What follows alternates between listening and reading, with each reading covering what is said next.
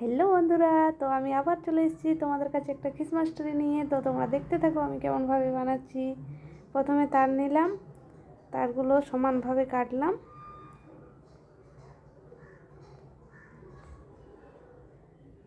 তারপর এই যে মোটা তারটা নিলাম, এই তারটা দিয়ে মাঝের অংশটা বানানো হবে।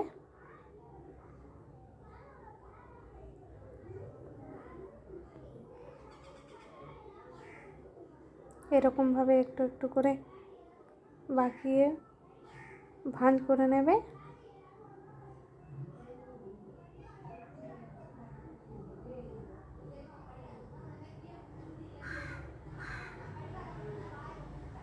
খুব সহজভাবে বানানো যায় ক্রিসমাস ট্রি।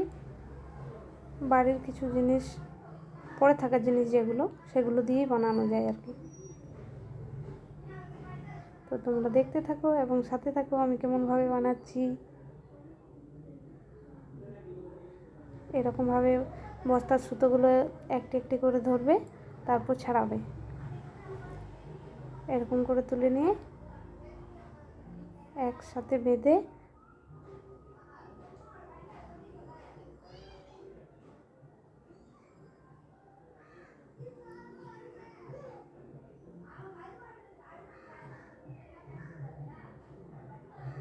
এরকমভাবে তারের মাঝখানে রেখে তারটা মোচড় দিতে হবে, ঠিক আছে?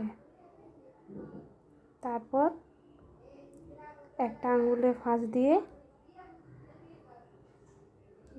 বাঁ দিক থেকে ডান দিক এবং ডান দিক থেকে বাম দিকে সুতোটা আনতে হবে। তারপর আবার ফাঁস দিতে হবে এরকমভাবে।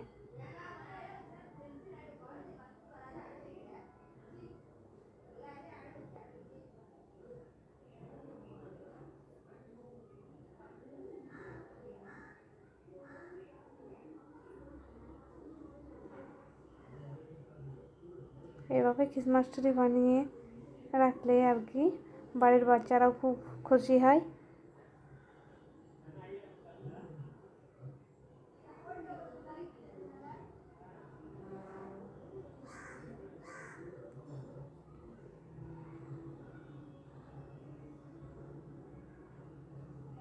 এই যে আমি আবার সুতো অ্যাড করলাম।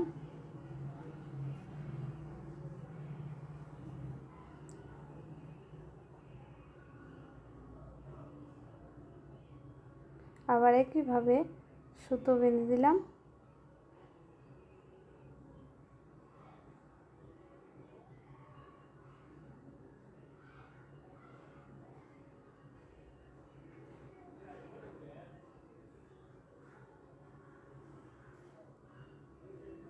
এরকম করে একটা ফাঁস দিতে হবে,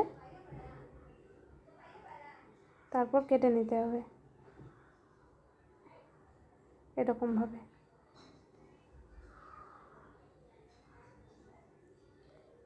তো আমি আগের থেকেই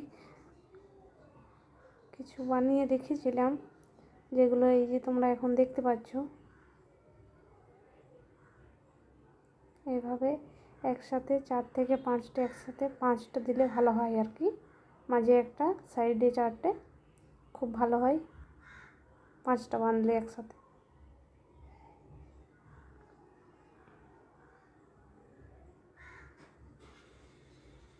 এরকমভাবে বাঁধার পর কিছুটা সুতো বেরিয়ে তারপর আবার 5টা বাঁধতে হবে। এইভাবে তোমরা বেঁধে নেবে, দেখবে খুব সহজেই বানানো যায়। হ্যাঁ, এরকমভাবে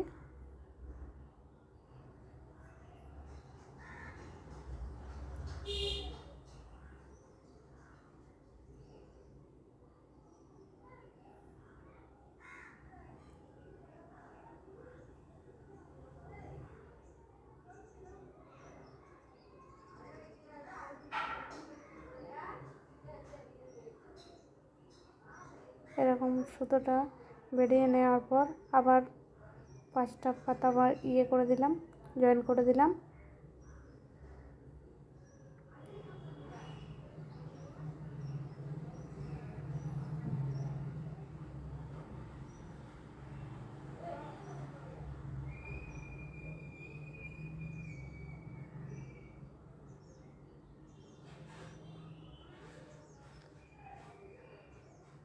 এরকমভাবে সুতো বেড়ানোর পর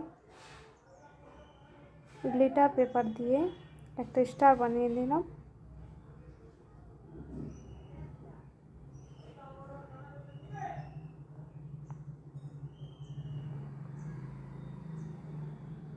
এভাবে গ্লুগন দিয়ে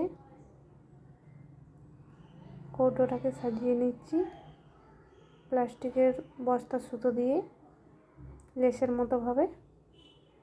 তারপর স্টারগুলো সব গ্লুগন দিয়ে আটকানো হয়ে গেছে।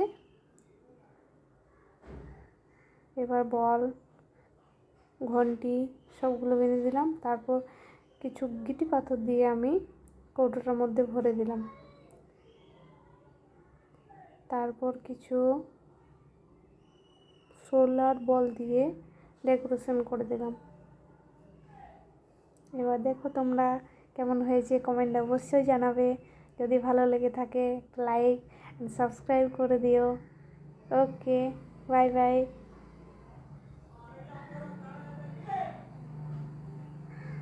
হ্যাপি ক্রিসমাস ডে সবাইকে।